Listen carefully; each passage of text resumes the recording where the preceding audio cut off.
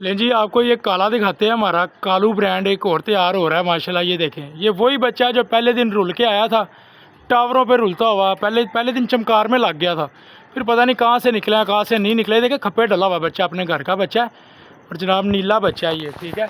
इंशाल्लाह अभी बैठेगा, फिर आप दोस्तों को इसका शौक करवाता हूँ। अब ये ना अभी चिलो ने थोड़ी देर पहले कबूतर उड़ा दिए थे, 2 मेरे बंद हो गए हैं। जो पुराने हमारे उड़ते हैं, नए बच्चे काफ़ी ज़्यादा उड़े थे, वो बैठ गए हैं, सारे पूरे हो गए। और ये आ गया दोबारा कालू।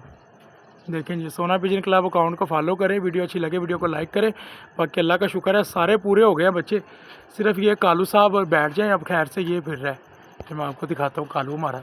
ये देखें, बस ये बैठ जाए अब खैर से। ये जा रहा है लंबा लंबा, ये देखें पीछे से आके बैठेगा। चल भी बैठ जाओ ना, पर बंद कर ले, बस कर दे, मैनू तेरी हले परवाजा नहीं चाहिए, हले तू घर पक्का कर, ठीक है।